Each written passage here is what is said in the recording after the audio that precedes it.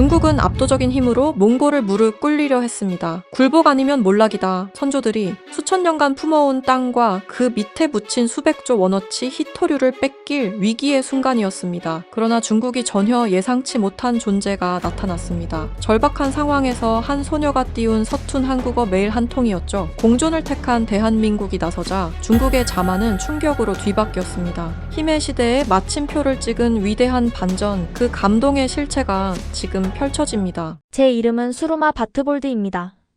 몽골의 심장, 고비 사막 남쪽 끝자락인 바얀달라이에서 18년을 살았죠.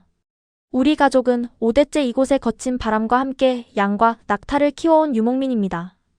아버지와 어머니, 할머니, 중국에서 유학 중인 오빠 칭바야르, 그리고 남동생 바타르까지. 사막은 우리에게 언제나 엄격하지만 공평한 터전이었습니다. 적어도 그 돌멩이가 발견되기 전까지는 말이죠. 수루마야, 이것 좀 보거라. 아침 일찍 양 떼를 돌보러 나가셨던 아버지 바트볼드가 헐레벌떡 게르 안으로 들어오셨습니다. 평생 사막의 모래바람을 견뎌온 아버지의 굳은 살 박인 손이 그날따라 미세하게 떨리고 있었습니다. 아버지의 손에는 어젯밤 폭풍에 무너져 내린 절벽 틈에서 주웠다는 주먹만 한 돌덩이가 들려 있었습니다. 그것은 평범한 돌이 아니었습니다. 흙먼지를 닦아내자 오묘한 무지갯빛 광채가 뿜어져 나왔습니다. 마치 돌 안에 우주가 갇혀있는 듯 기이하고도 아름다운 빛이었습니다. 옆에서 지켜보던 할머니 알탄 여사가 나지막이 중얼거리셨습니다. 땅의 뼈다. 사마귀 뱃속에 감춰뒀던 귀한 뼈를 토해냈구나. 그때까지만 해도 우리는 몰랐습니다. 이 아름다운 돌덩이가 우리 가족의 평온한 일상을 송두리째 집어삼킬 재앙의 씨앗이자 전 세계가 탐내는 희토류 원석이라는 사실을요. 소문은 사막의 바람보다 빨랐습니다. 울란바토르에서 온 지질학자가 다녀간 지 불과 일주일 뒤 우리 게르 앞에는 낯선 검은색 SUV 차량 3대가 들이닥쳤습니다. 흙먼지를 일으키며 멈춰 선 차문이 열리고 말끔한 정장 차림의 남자들이 내렸습니다. 중국 희토류 공사의 전략 이사 왕웨이였습니다. 바트볼드 씨 되십니까? 얘기는 들었습니다. 아주 흥미로운 걸 주우셨더군요. 왕웨이는 흙 묻은 아버지의 손을 잡는 대신 두툼한 서류 봉투를 내밀었습니다. 중국어와 몽골어, 그리고 영어로 빽빽하게 적힌 계약서였습니다. 내용은 간결하고도 잔인했습니다. 이 땅의 채굴권을 중국 기업에 넘기라는 것. 대가는 헐값이었습니다. 생각할 시간을 좀 주시오. 이곳은 우리 조상들의 영혼이 잠든 곳이오. 아버지의 거절에 왕웨이의 입가에 걸려있던 미소가 순식간에 사라졌습니다. 그는 선글라스를 고쳤으며 차갑게 내뱉었습니다. 노인장, 상황 파악이 안 되시나 본데 이건 제안이 아니라 통보입니다. 딱 3일들이죠. 그 안에 도장을 찍지 않으면 이 땅에서 당신네 양떼가 풀 한 포기 뜯지 못하게 만들 겁니다. 중국을 상대로 일개 유목민이 버틸 수 있을 거라 착각하지 마십시오. 검은 차들이 떠나고 난 뒤 게르 안에는 침묵만이 감돌았습니다. 어머니는 공포에 질려 눈물만 흘리셨고 남동생은 분하다며 벽을 쳤습니다. 절대적인 힘의 차이 앞에 우리는 무력했습니다. 그날 밤 저는 잠들지 못하고 낡은 나무 상자를 뒤적였습니다. 그 속에는 3년 전 시내 헌책방에서 우연히 손에 넣은 낡은 한국어 회화책 한 권이 들어있었습니다. 너덜너덜해진 표지, 귀퉁이가 닳고 다른 그 책이 어쩌면 우리의 유일한 탈출구일지도 모른다는 생각이 들었습니다. 왜 하필 한국이었을까요? 저도 설명하기 어렵습니다.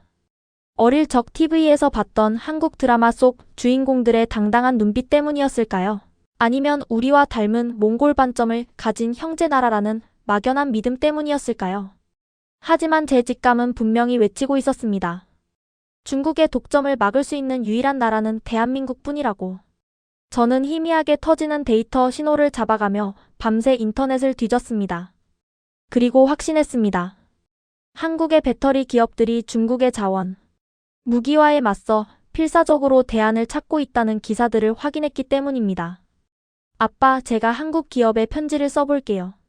그들이라면 우리를 도와줄지도 몰라요. 한국? 그 먼 나라가 우리 같은 목동들을 위해 오겠니? 불가능하다. 아버지의 한숨 섞인 대답에도 저는 멈출 수 없었습니다. 번역기 앱과 낡은 회화책을 번갈아 보며 한 글자 한 글자 이메일을 써내려갔습니다. 문법도 엉망이고 맞춤법도 틀린 서툰 한국어였지만 그 안에는 우리 가족의 생존이 걸려 있었습니다. 사장님 도와주세요. 우리 땅 밑에 보물이 있어요. 이걸 중국이 뺏어가려 해요. 제발 우리 아빠 좀 살려주세요. 답장이 올 거란 기대는 하지 않았습니다. 하지만 다음날 아침 기적 같은 알림이 울렸습니다. 한국의 대형 철강기업 전략기획팀으로부터 온 답장이었습니다. 수루마님 보내주신 메일 잘 받았습니다. 귀하의 용기에 깊은 감명을 받았습니다. 현재 긴급팀을 꾸려 출발 준비 중입니다. 48시간 안에 현장에 도착하겠습니다. 절대 포기하지 마십시오. 심장이 터질 것 같았습니다. 지구 반대편의 거대 기업이 이름 없는 사막 소녀의 구조 요청에 응답한 것입니다. 하지만 안도하기엔 일렀습니다. 약속한 3일, 그 운명의 시간이 시시각각 다가오고 있었으니까요. 왕웨이가 다녀간 지 꼬박 이틀이 지났습니다. 가족들은 뜬 눈으로 밤을 지새웠습니다. 아버지는 창밖만 멍하니 바라보셨고 어머니는 불안한 손길로 양털을 빗기고 계셨습니다. 그때였습니다. 밖에서 망을 보던 동생이 소리를 지르며 끼어들어왔습니다. 누나, 차가 와. 저기 마을 입구에 차들이 오고 있어. 가슴이 철렁 내려앉았습니다. 벌써 중국 놈들이 들이닥친 건가? 아직 약속한 시간이 남았는데? 저는 떨리는 다리를 부여잡고 밖으로 뛰쳐나갔습니다. 저 멀리 지평선 너머로 뿌연 흙먼지를 일으키며 차량 행렬이 달려오고 있었습니다. 점점 가까워지는 차량들을 보며 저는 제 눈을 의심했습니다. 그것은 중국 공사의 검은 트럭이 아니었습니다. 차량 문에 선명하게 새겨진 태극기 마크. 차 문이 열리고 흙먼지를 뒤집어 쓴 한 남자가 내렸습니다. 헝클어진 머리에 피곤이 가득한 얼굴이었지만 안경 너머의 눈빛만은 형형하게 빛나고 있었습니다. 한국 대형 철강 기업 배터리 연구소의 수석 연구원 한서윤 팀장이었습니다. 수루맛이 맞습니까? 한국에서 왔습니다. 서울에서 여기까지 오는데 딱 36시간 걸렸네요. 늦지 않아서 다행입니다. 36시간. 서울에서 비행기로 울란바토르까지, 그리고 다시 차를 타고 험한 사막길을 달려 이곳까지. 그들이 얼마나 미친 듯이 달려왔는지 짐작조차 할 수 없었습니다. 그는 혼자가 아니었습니다. 한국 대사관 직원, 지질학 박사, 통역사까지 완벽한 팀을 꾸려온 것이었습니다. 시간이 없습니다. 중국 측이 다시 오기 전에 광물 샘플부터 확인해야 합니다. 한 팀장은 인사도 생략한 채 곧바로 장비를 꺼내 들었습니다. 휴대용 성분 분석기가 요란한 비프음을 내며 돌아갔습니다. 잠시 후 모니터를 확인한 그의 입에서 탄성이 터져나왔습니다. 세상에, 이건 순도 97%야. 이 정도 고순도 네오디뮴은 교과서에서나 보던 겁니다. 그가 흥분을 감추지 못하고 어딘가로 전화를 꺼는 사이 옆에 있던 대사관 직원이 아버지에게 다가가 우리 가족의 토지 문서를 검토하기 시작했습니다. 하지만 우리의 안도는 오래가지 못했습니다. 지평선 반대편에서 이번에는 진짜 재앙이 몰려오고 있었으니까요. 검은색 지프차 6대와 굴착기. 왕웨이 이사가 자신이 정한 3일 약속도 지키지 않고 이틀 만에 무력을 행사하기 위해 용역 깡패들을 이끌고 돌아온 것입니다. 흙먼지가 가라앉자 검은 지프차에서 내린 왕웨이 이사가 우리를 향해 걸어왔습니다. 그의 뒤에는 험상궂은 표정의 용역 깡패 10여 명이 쇠파이프를 들고 서 있었습니다. 한눈에 봐도 대화로 해결하러 온 게 아니었습니다. 왕웨이는 우리 앞에 선 한서윤 팀장과 한국 연구원들을 보며 비릿한 미소를 지었습니다. 어라. 손님이 계셨네. 한국 철강기업? 한국에서 여기까지 냄새를 맡고 오다니 하이에나 저리 가라군요. 왕웨이는 한 팀장을 무시하고 아버지에게 다가갔습니다. 그리고 뒷좌석에서 가져온 가방 2개를 모래바닥에 던졌습니다. 툭! 투박한 소리와 함께 가방이 열렸습니다. 그 안에는 붉은색 위안화 뭉치가 가득 들어 있었습니다. 평생 본 적도 없는 엄청난 양의 돈이었습니다. 바트볼드 씨. 약속한 3일은 아직 안 지났지만 상황이 급해져서 말이죠. 여기 현금으로 50억 원입니다. 지금 당장 도장 찍으면 이 돈은 당신 겁니다. 울란바토르 최고급 아파트로 이사가서 평생 떵떵거리며 살 수 있어요. 어때요?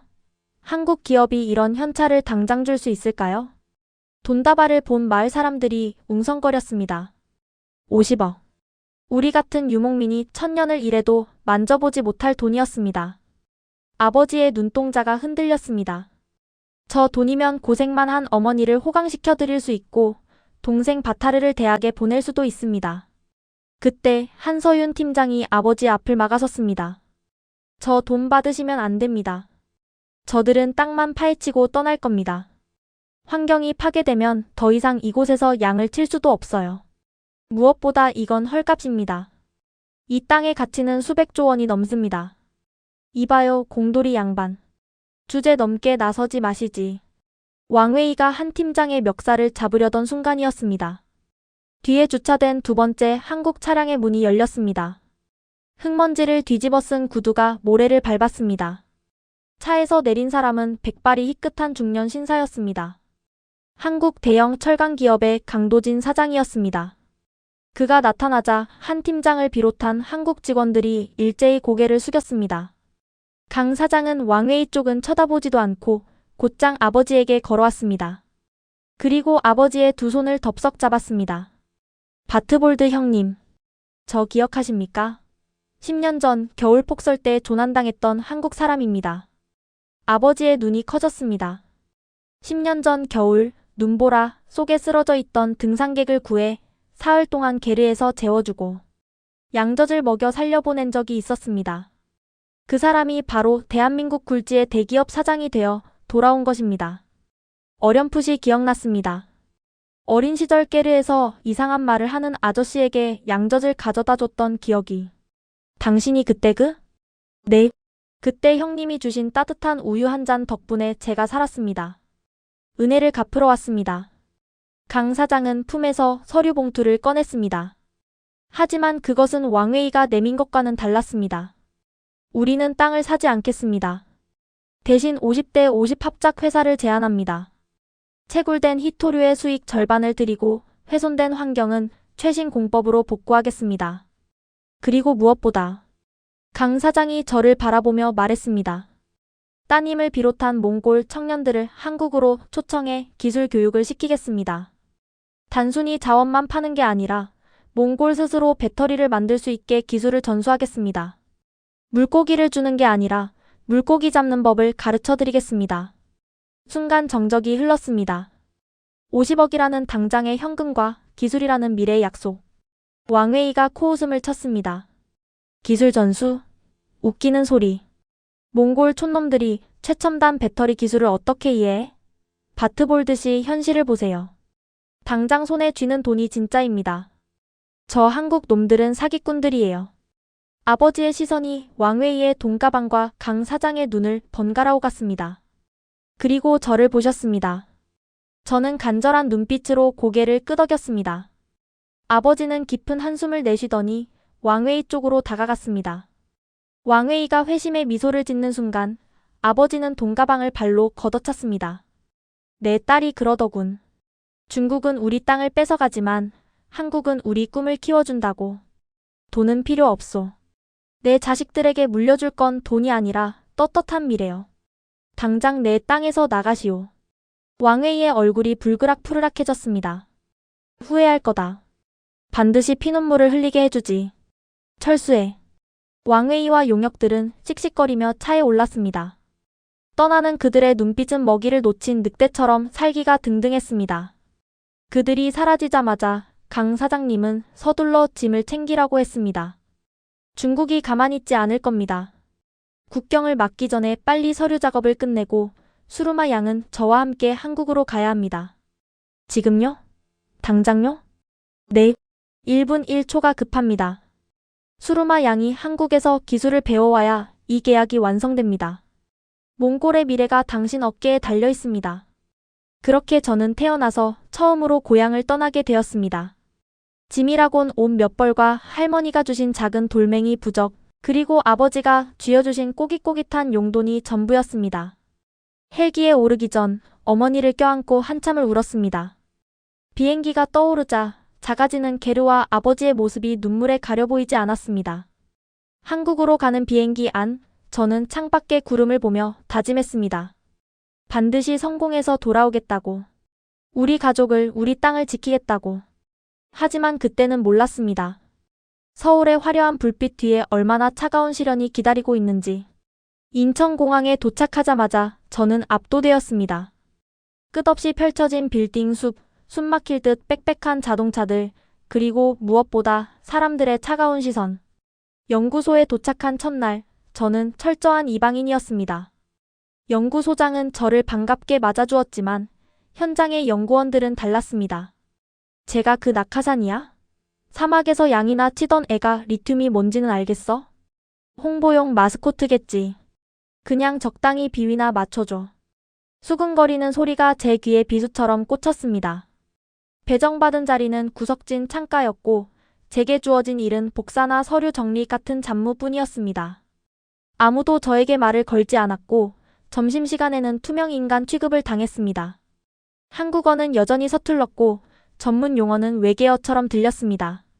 밤마다 기숙사 좁은 방에서 편의점 김밥을 먹으며 울었습니다. 고향의 별이 사무치게 그리웠습니다. 포기하고 싶었습니다. 당장이라도 도망치고 싶었습니다. 그러던 어느 날 연구소가 발칵 뒤집히는 사건이 발생했습니다. 개발 중이던 차세대 배터리 시제품이 과열 테스트 중에 폭발해버린 것입니다. 아니, 열 배출이 안 잡히는데 어쩌라는 거야. 냉각수 라인을 더 키우면 배터리 용량이 줄어들고 그대로 두면 터지고.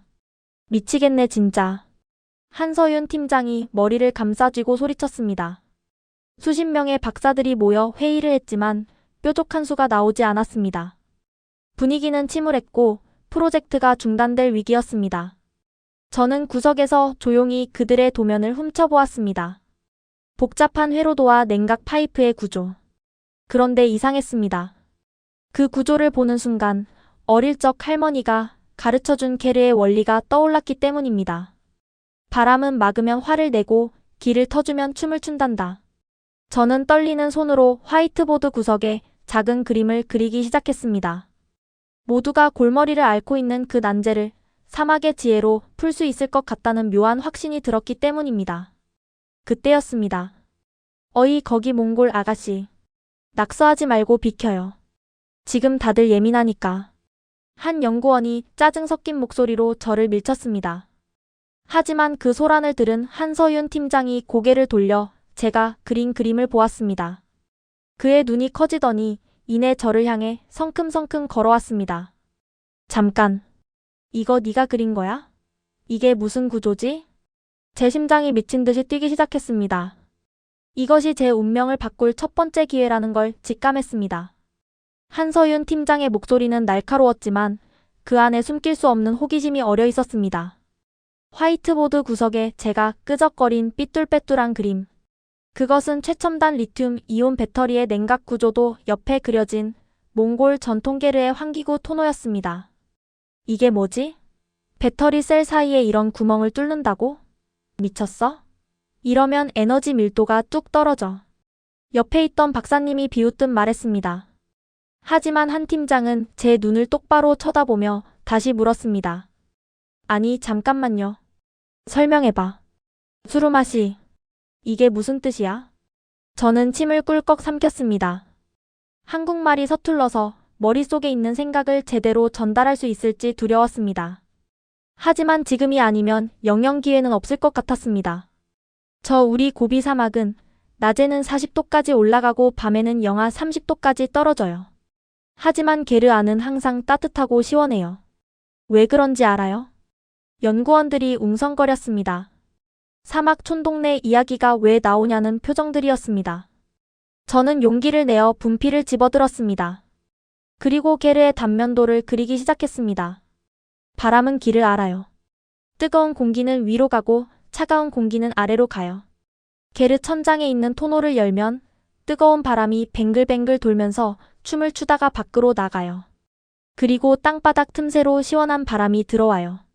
억지로 선풍기를 돌리는 게 아니라 바람이 스스로 길을 찾게 해주는 거예요. 한 팀장의 눈이 번쩍 뜨였습니다. 자연대류. 강제 냉각 방식이 아니라 셀 구조 자체를 대류가 일어나기 쉽게 설계한다고? 잠깐, 이 패턴 흰개미집 구조랑 비슷한데? 맞아요. 흰개미집도 똑같아요. 우리 할머니가 그랬어요. 억지로 막으려 하지 말고 흘려보내라고. 배터리도 열을 가두지 말고 스스로 나가게 길을 터주면 안 돼요? 순간 연구실에 정적이 흘렀습니다. 모두가 멍하니 칠판을 바라보고 있었습니다. 수억 원짜리 슈퍼컴퓨터로도 해결하지 못한 열폭주 문제를 사막의 흙집 원리로 푼다는 게 말이 되냐는 의구심과 혹시나 하는 기대감이 뒤섞인 침묵이었습니다. 한 팀장이 책상을 쾅 내리쳤습니다. 야, 김 박사. 당장 시뮬레이션 돌려봐. 수루마 씨가 말한 대로 셀 간격을 미세하게 조정하고 배기 통로를 나선형으로 만들어봐. 팬 없이 자연 냉각으로. 팀장님, 그게 될까요? 이론상으로는. 해보고 말해. 100년 된 이론보다 1000년 된 경험이 더 무서울 때가 있는 법이야. 밤샘 작업이 시작되었습니다. 저도 연구원들 틈에 끼어 서툰 손놀림으로 도면 수정을 도왔습니다. 처음에는 저를 무시하던 사람들도 제가 몽골의 기후와 바람의 특성을 설명할 때마다 귀를 기울이기 시작했습니다. 사흘 뒤 드디어 수정된 설계도로 만든 시제품 테스트 날이 밝았습니다. 모두가 긴장된 표정으로 모니터를 지켜보고 있었습니다. 배터리에 과부하를 걸어 온도를 급격히 올리는 실험이었습니다. 온도 상승 80도, 90도, 100도 돌파. 냉각 시스템 가동. 팬 없습니다. 자연순환 시작. 모니터의 그래프가 빨간색 위험 수치를 향해 치솟다가 어느 순간 기적처럼 꺾이기 시작했습니다. 온도가 떨어집니다. 120도에서 멈췄어요. 열폭주 안 일어납니다. 와! 연구실이 떠나갈 듯한 함성이 터졌습니다. 한 팀장이 저를 와락 껴안았습니다. 해냈어. 수루마, 네가 해냈다고. 세상에, 몽골 텐트가 최첨단 배터리를 살렸어. 눈물이 핑 돌았습니다. 무시와 서름 속에 지새웠던 밤들이 주마등처럼 스쳐 지나갔습니다. 사막에서 온 촌년이라고 손가락질 받던 제가 대한민국 최고의 인재들도 풀지 못한 난제를 해결한 것입니다. 이 기술은 즉시 노마드 쿨링 시스템이라는 이름으로 특허 출원되었습니다. 유목민의 지혜가 담긴 냉각 기술이라는 뜻이었죠. 전 세계 배터리 업계가 경악했습니다. 기존 냉각 시스템보다 부피는 30% 줄이고 수명은 40%나 늘린 혁신적인 기술이었기 때문입니다. 그날 이후 제 삶은 완전히 달라졌습니다. 연구원들은 저를 수루마 씨가 아닌 수루마 연구원님이라고 부르기 시작했습니다. 식당에서도 먼저 와서 말을 걸고 한국어 공부도 도와주었습니다. 저는 더 이상 이방인이 아니었습니다. 이 거대한 기업이라는 가족의 일원이 된 것입니다. 하지만 기쁨도 잠시 고향에서 충격적인 소식이 들려왔습니다. 여보세요? 수루마니? 큰일 났다. 오빠가 잡혀갔어. 수화기 너머로 들리는 어머니의 울음소리에 가슴이 철렁 내려앉았습니다. 무슨 소리야, 엄마? 오빠가 왜? 중국 공안들이 들이닥쳐서 간첩 혐의래. 네가 한국의 기술 팔아넘긴 것 때문에 보복하는 거야. 어떡하니, 우리 아들 죽으면 어떡해. 하늘이 무너지는 것 같았습니다. 중국 유학 중이던 오빠 칭바야르가 저 때문에 인질이 된 것입니다. 그때 제 휴대폰으로 낯선 번호의 문자가 도착했습니다. 오빠를 살리고 싶으면 노마드 쿨링 특허 기술 자료를 가지고 혼자 나와라. 장소는 베이징. 48시간 주겠다. 왕웨이. 손이 부들부들 떨렸습니다. 놈들은 치사하고 비열했습니다. 기술로 안 되니까 가족을 건드린 것입니다. 저는 당장이라도 짐을 싸서 베이징으로 달려가고 싶었습니다. 하지만 그 기술은 저 혼자만의 것이 아니었습니다. 한국과 몽골의 미래가 걸린 기술이었습니다. 갈등하고 있을 때 강도진 사장님이 저를 부르셨습니다. 사장실에 들어서자 TV 뉴스 속보가 흘러나오고 있었습니다. 속보. 중국 히토류 수출 전면 통제 선언. 몽골 국경 봉쇄. 한국 배터리 기업들 비상. 강 사장님은 심각한 표정으로 창밖을 바라보고 계셨습니다. 수루마 양. 소식 들었지? 놈들이 본색을 드러냈어. 자네 오빠 일도 보고받았다. 사장님, 저 가봐야 할 것 같아요. 오빠가 저 때문에 가면 죽어. 자네도 잡히고 기술도 뺏기고 오빠도 못 구해. 놈들이 원하는 게 바로 그거야. 강 사장님은 단호했습니다. 우린 협상하지 않는다. 테러리스트와는 타협 없어. 대신 우리가 할 수 있는 가장 강력한 방법으로 놈들의 숨통을 조일 거야. 그게 뭔데요? 우리에겐 힘이 없잖아요. 아니, 힘은 우리가 만드는 거야. 수루마 양, 자네가 해줘야 할 일이 있어. 지금 당장 몽골 청년들을 모아야 해. 10명, 20명이 아니야. 100명, 아니 1000명을 한국으로 데려올 거야. 네? 1000명이요? 그래. 중국이 자원을 무기로 삼는다면 우리는 사람을 무기로 삼는다. 1000명의 수루마를 키워서 몽골 땅에 우리 기술로 만든 공장을 세우는 거야. 중국이 감히 건드리지 못할 만큼 거대한 사람의 장벽을 쌓는 거지. 강 사장님의 눈빛은 10년 전 눈보라 속에서 살아남았던 그날처럼 뜨겁게 타오르고 있었습니다. 그것은 프로젝트 노마드의 서막이었습니다. 한 소녀의 눈물로 시작된 나비 효과가 이제 거대한 태풍이 되어 대륙을 덮치려 하고 있었습니다. 평화는 길지 않았습니다. 베이징에 있는 왕웨이 이사는 예상보다 훨씬 더 집요하고 잔인한 사람이었습니다. 노마드 쿨링 시스템 특허 소식이 전해진 지 딱 24시간 만에 중국 정부는 몽골 히토류 수출에 대한 전면 통제를 선언했습니다. 명분은 환경 보호와 자원 관리였지만 실상은 한국과 몽골의 기술 동맹을 깨부수기 위한 노골적인 보복이었습니다. TV 뉴스에서는 연일 붉은 자막이 쏟아졌습니다. 긴급 속보. 중국 몽골 국경 봉쇄. 히토류 운송 트럭 500대 발묶여. 한국 배터리 공장 가동 중단 위기. 반도체 대란 재현되나. 연구소 분위기는 살얼음판 같았습니다. 원료가 들어오지 않으면 아무리 좋은 기술이 있어도 공장을 돌릴 수 없습니다. 한서윤 팀장은 하루 종일 전화기를 붙들고 고함을 쳤고 직원들은 불안한 눈빛으로 뉴스를 확인했습니다. 하지만 저에게 닥친 위기는 공장이 멈추는 것 따위가 아니었습니다. 제 가족의 목숨이 경각에 달려 있었습니다. 늦은 밤 연구실 구석에서 울린 전화벨 소리. 발신번호 표시 제한. 직감적으로 그놈이라는 걸 알았습니다. 떨리는 손으로 통화 버튼을 눌렀습니다. 여보세요. 수루마 씨. 오랜만입니다. 서울 공기는 좀 마실만합니까? 왕웨이의 목소리는 소름 끼치도록 차분했습니다. 네 오빠 칭바야르 오빠 어디 있어? 당신들이 데려간 거 다 알아. 진정해요. 오빠는 아주 안전한 곳에 있습니다. 중국 공안 조사실이 좀 춥긴 하지만 뭐 몽골 사막보다는 따뜻하겠죠. 다만 간첩 혐의라는 게 무서운 겁니다. 전시 상황에 준하는 법이 적용되면 사형도 가능하거든요. 거짓말 마. 오빠는 그냥 유학생이야. 아무 죄도 없어. 죄는 만들기 나름이죠. 수루마 씨가 한국에 넘긴 그 기술. 그게 원래 우리 중국 기술을 훔쳐간 거라고 자백만 하면 됩니다. 그럼 오빠는 풀려납니다. 아니면 당신이 직접 그 USB를 들고 오든지. 그때 수화기 너머로 익숙한 목소리가 들렸습니다. 수루마. 듣지 마. 저놈들 말 믿지 마. 으악. 둔탁한 타격음과 함께 오빠의 비명이 끊어졌습니다. 오빠. 오빠. 쯧쯧. 혈기가 넘치는 친구군요. 시간은 많지 않습니다. 48시간. 그 안에 결정해요. 기술이냐 혈육이냐. 전화가 끊어졌습니다. 저는 다리에 힘이 풀려 주저앉았습니다. 눈앞이 캄캄했습니다. 제가 만든 기술 때문에 오빠가 죽을 수도 있다는 죄책감이 가슴을 짓눌렀습니다. 당장이라도 특허 서류를 훔쳐 베이징으로 달려가고 싶었습니다. 그날 밤 저는 아버지에게 영상통화를 걸었습니다. 차마 오빠가 고문당하고 있다는 말은 하지 못했습니다. 그저 울먹이며 말했습니다. 아빠 저 그냥 다 포기하고 돌아갈래요. 너무 무서워요. 오빠도 저 때문에.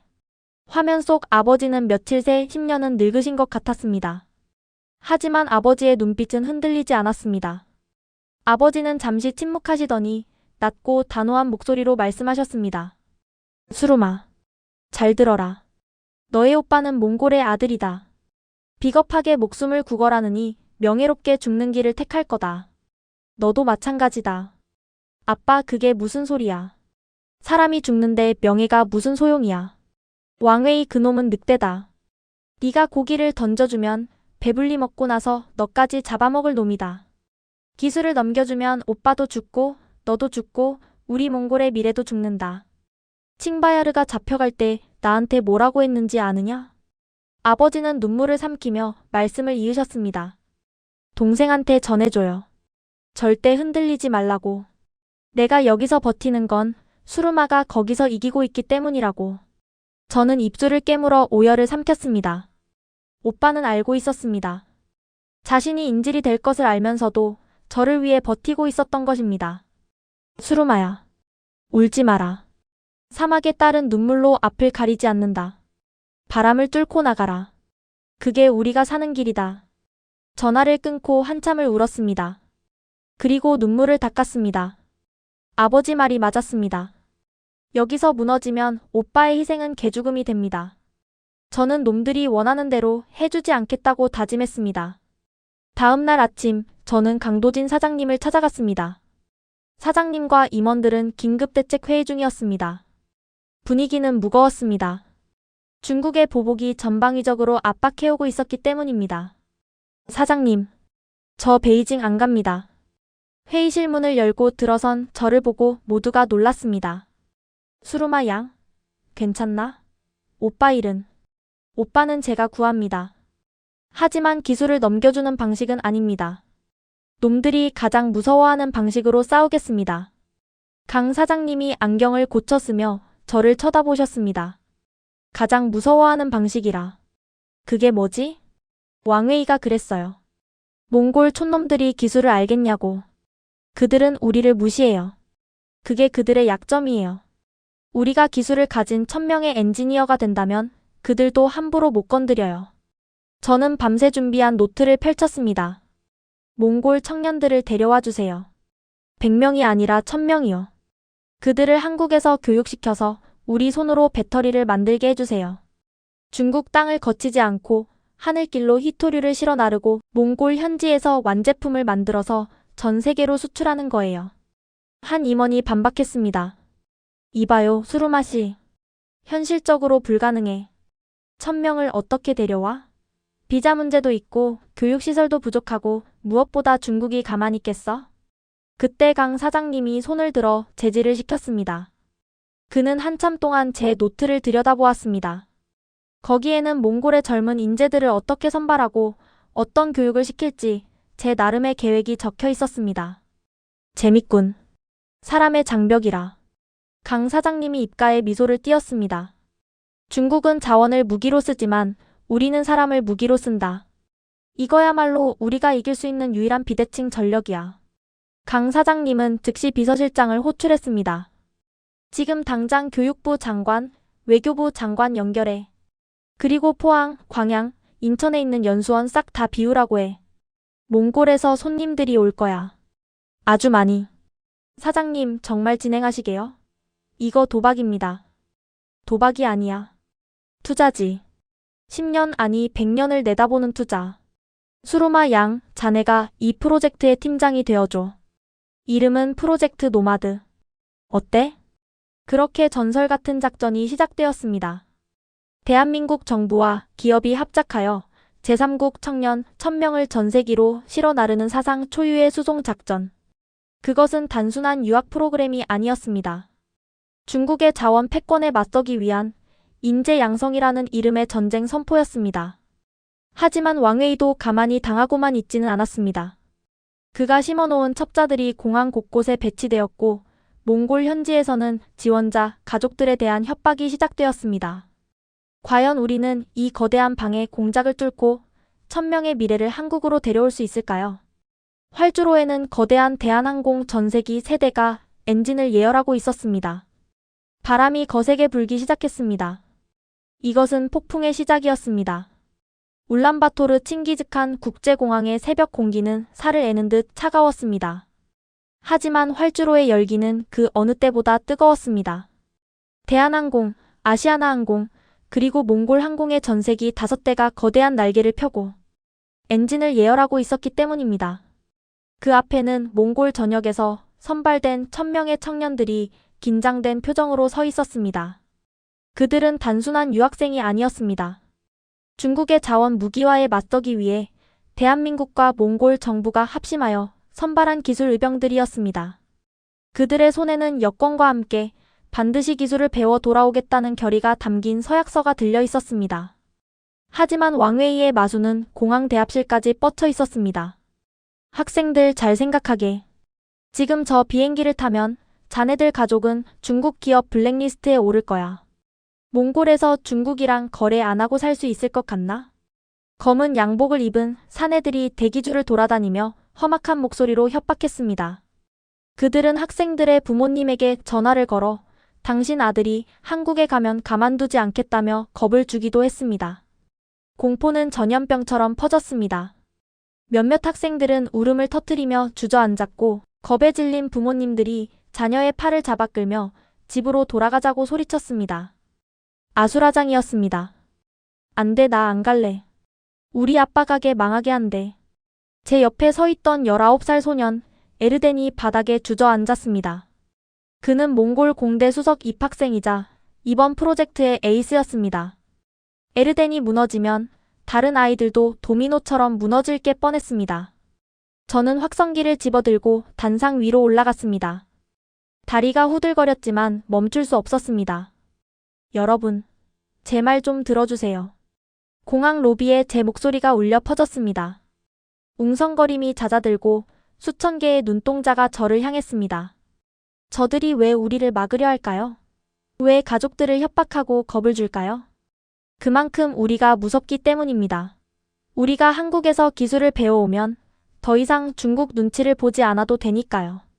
그게 두려워서 저러는 겁니다. 저는 숨을 고르고 에르덴에게 다가가 손을 내밀었습니다.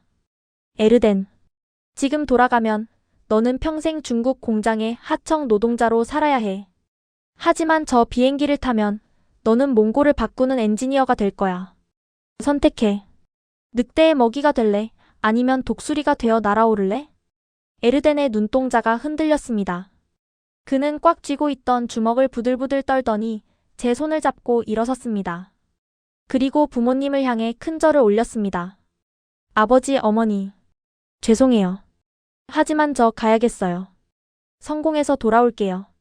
그때는 아무도 우리 가족을 건드리지 못하게 할게요. 에르덴이 눈물을 닦으며 탑승구로 향하자 주저앉았던 다른 학생들도 하나둘 일어나기 시작했습니다. 그들은 서로의 어깨를 두드려주며 비장한 표정으로 비행기에 올랐습니다. 협박하던 검은 양복 사내들은 당황하여 어쩔 줄 몰라 했습니다. 그들의 힘의 논리가 청년들의 꿈과 연대 앞에 무력화되는 순간이었습니다. 비행기가 이륙하자 창밖으로 멀어지는 울란바토르의 야경이 보였습니다. 기내에는 묘한 침묵과 함께 훌쩍이는 소리가 들렸습니다. 우리는 알고 있었습니다. 이것이 끝이 아니라 진짜 전쟁의 시작이라는 것을. 인천공항에 도착했을 때 우리는 또 한 번 놀랐습니다.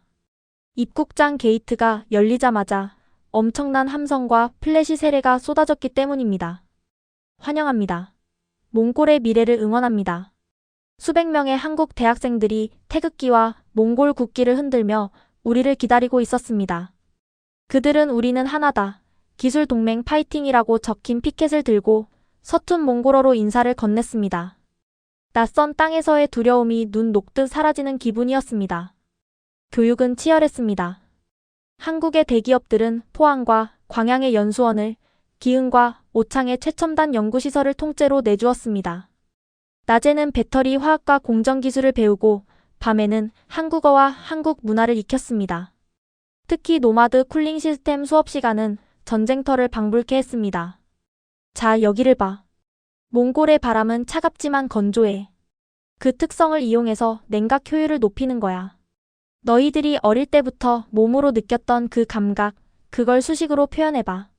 한서윤 팀장은 밤 12시가 넘도록 학생들을 붙잡고 열변을 토했습니다. 처음에는 힘들어하던 아이들도 자신들의 경험이 최첨단 기술이 되는 과정을 보며 눈을 반짝였습니다. 주말에는 한국 대학생들과의 문화 교류가 이어졌습니다. 한강공원에서 치킨과 맥주를 먹으며 서로의 꿈을 이야기하고 경복궁을 거닐며 역사를 배웠습니다. 한국 친구들은 몽골 학생들을 위해 기꺼이 멘토가 되어 주었고, 몽골 학생들은 그들에게 마두금을 연주해 주었습니다. 단순한 기술 전수를 넘어 마음과 마음이 이어지는 시간이었습니다. 하지만 중국의 방해 공작은 멈추지 않았습니다.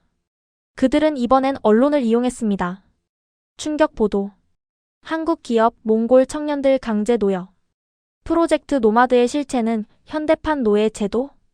중국 관영 매체들은 교묘하게 편집된 영상을 퍼뜨리며 우리가 한국 공장에 감금되어 착취당하고 있다고 주장했습니다. 몽골 현지의 여론이 술렁거렸습니다. 부모님들이 불안해하며 전화를 걸어왔습니다. 수루마 정말이니? 하루 16시간씩 일만 시키고 밥도 안 준다며? 이대로 당할 수는 없었습니다. 우리는 회의 끝에 노마드 다이어리라는 유튜브 채널을 개설했습니다. 우리의 진짜 모습을 가감없이 보여주기로 한 것입니다. 안녕하세요. 저는 노마드 1기생 에르덴입니다. 오늘은 반도체 라인에서 실습하는 날이에요. 여기 방진복 입은 제 모습 좀 보세요. 우주인 같죠? 점심은 구내식당에서 불고기 먹었는데 진짜 맛있어요. 오늘은 한국 친구들이랑 야구장 왔어요. 응원 문화가 정말 신나요. 치어리더 누나들 춤도 배우고 소리 지르느라 목이 다 쉬었어요. 엄마, 나 잘 지내고 있으니까 걱정 마. 영상은 폭발적인 반응을 얻었습니다. 우리가 깨끗한 기숙사에서 공부하고 주말에는 여행을 다니며 한국 멘토들과 형, 동생하며 지내는 모습이 생중계되자 중국의 가짜뉴스는 힘을 잃었습니다. 오히려 전 세계 네티즌들이 응원 댓글을 달기 시작했습니다. 진짜 멋지다. 이게 바로 진정한 교류지. 중국의 흑색 선전에 속지 말자. 몽골 청년들 파이팅. 여론전에서 승리하자 교육에도 가속도가 붙었습니다. 6개월의 과정이 끝날 무렵 놀라운 성과들이 쏟아져 나왔습니다.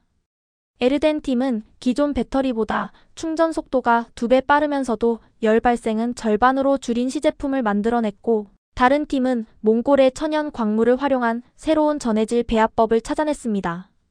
한국 연구원들도 혀를 내둘렀습니다. 와, 이거 진짜 물건이네. 우리가 10년 동안 고민하던 걸 얘네들이 6개월 만에 풀어버렸어. 역시 헝그리 정신이 무서운 건가?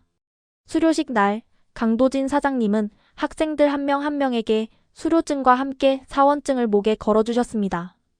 그것은 한국 기업의 사원증이 아니라 몽골 현지에 세워질 합작 법인의 사원증이었습니다.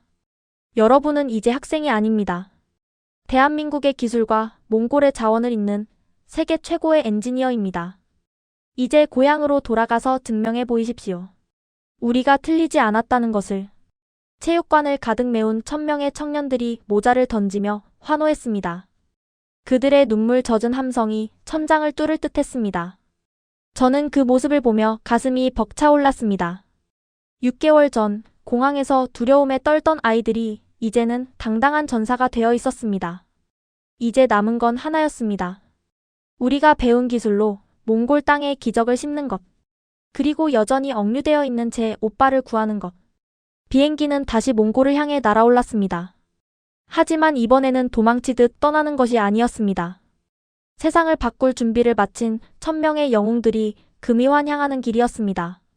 그리고 저 멀리 고비 사막의 모래바람 너머로 새로운 공장의 불빛이 희미하게 보이기 시작했습니다.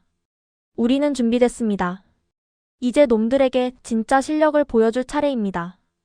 귀국 후 1년 우리는 미친 듯이 일했습니다. 비행기는 울란바토르 공항 대신 우리 가족의 땅 바얀달라이 인근에 새로 지어진 전용 활주로에 내렸습니다.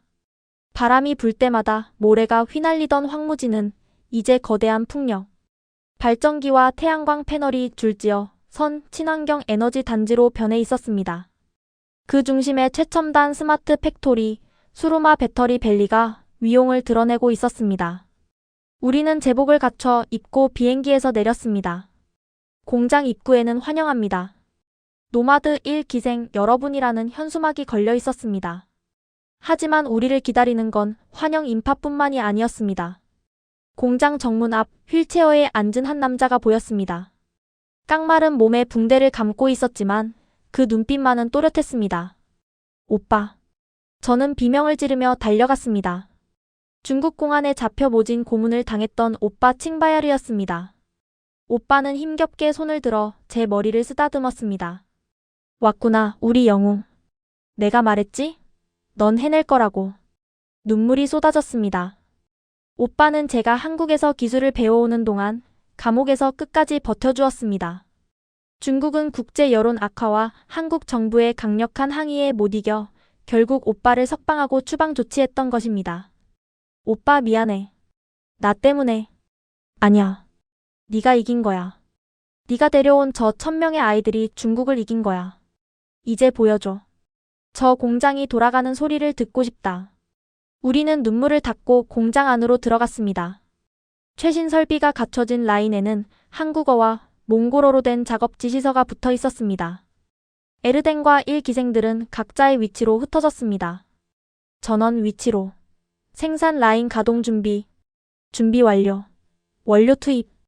에르덴의 힘찬 구호와 함께 거대한 기계음이 울려 퍼졌습니다. 컨베이어 벨트가 돌아가고 로봇 팔들이 현란하게 움직이기 시작했습니다. 고비 사막의 히토류가 정제되어 100% 몽골 기술로 만든 배터리 셀이 쏟아져 나오기 시작했습니다. 그것은 단순한 제품이 아니었습니다. 노마드 쿨링 시스템이 적용된 세계 최고 효율의 배터리였습니다.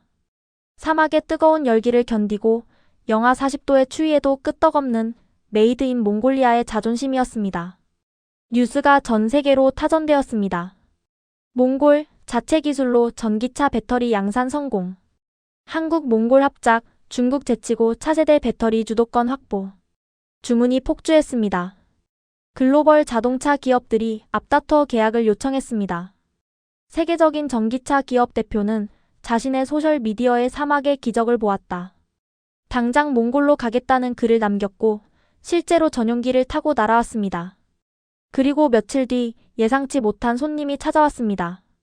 검은색 리무진에서 내린 사람은 다름 아닌 왕웨이 이사였습니다. 예전의 거만한 태도는 온데간데 없고 초조한 기색이 역력했습니다.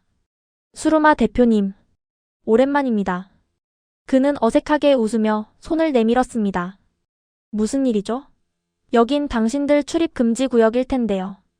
저는 그의 악수를 무시했습니다. 왕웨이는 헛기침을 하며 서류 봉투를 꺼냈습니다.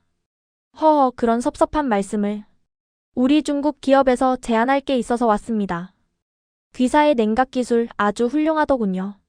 우리와 라이선스 계약을 맺으면 어떨까 합니다. 로열티는 넉넉히 드리죠. 그리고 중국 시장 판로도 열어드리겠습니다. 기가 찼습니다. 우리 가족을 짓밟고 오빠를 고문했던 자가 이제 와서 돈으로 기술을 사겠다고 하는 꼴이라니. 로열티요? 중국 시장이요? 저는 코웃음을 쳤습니다. 당신들이 몇 년 전에 우리한테 했던 말 기억해요? 중국을 상대로 버틸 수 있을 것 같냐고 했죠. 그때 우리는 돈이 아니라 생존을 위해 싸웠어요. 이제 와서 돈 몇 푼 쥐어주면 우리가 고맙다고 절이라도 할 줄 알았나요? 이봐요, 수루마씨. 비즈니스는 감정으로 하는 게 아닙니다. 중국 시장 없이 얼마나 버틸 수 있을 것 같습니까? 왕웨이의 목소리가 다시 날카로워졌습니다. 하지만 이번엔 제가 웃었습니다. 버티는 게 아니에요. 우리가 주도하는 겁니다.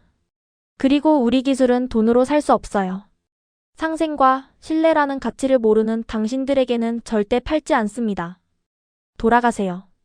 1초라도 더 있으면 불법 침입으로 신고하겠습니다. 왕웨이는 얼굴이 시뻘개져서 돌아갔습니다. 그의 뒷모습은 패배자의 그것이었습니다. 그날 밤 공장 기숙사에서는 축제가 열렸습니다. 에르덴과 친구들은 마두금을 켜고 한국 노래를 부르며 춤을 췄습니다. 하늘에는 수만 개의 별이 쏟아지고 땅에는 우리의 땀방울이 만든 빛이 찬란하게 빛나고 있었습니다. 그리고 얼마 뒤 저는 뉴욕 유엔 본부의 연단에 서게 되었습니다. 제 앞에는 193개국 정상들과 수백 명의 기자가 앉아 있었습니다. 그들의 시선이 저 22살의 몽골 소녀에게 집중되어 있었습니다. 존경하는 세계 시민 여러분. 저는 떨리는 목소리로 입을 열었습니다. 제 손에는 몇 년 전 그날 아침 주웠던 작은 돌멩이가 들려 있었습니다. 이 돌멩이 하나가 제 인생을, 우리 가족의 운명을, 그리고 몽골의 미래를 바꿨습니다. 하지만 진짜 기적을 만든 건 이 돌이 아닙니다. 저는 잠시 숨을 고르고 객석에 앉아있는 강도진 사장님과 한서윤 팀장님, 그리고 TV로 지켜보고 있을 가족들과 1000명의 노마드 전사들을 떠올렸습니다. 진짜 기적은 우리를 믿어준 사람들입니다. 강대국의 힘에 굴복하지 않고 작은 손을 잡아준 대한민국이라는 친구가 있었기에 가능했습니다. 그들은 우리에게 물고기를 주는 대신 함께 그물을 짜는 법을 가르쳐 주었습니다. 화면에 프로젝트 노마드의 영상이 흘러나왔습니다. 흙먼지를 뒤집어 쓰고 웃는 아이들, 밤새워 토론하는 한국과 몽골 청년들의 모습.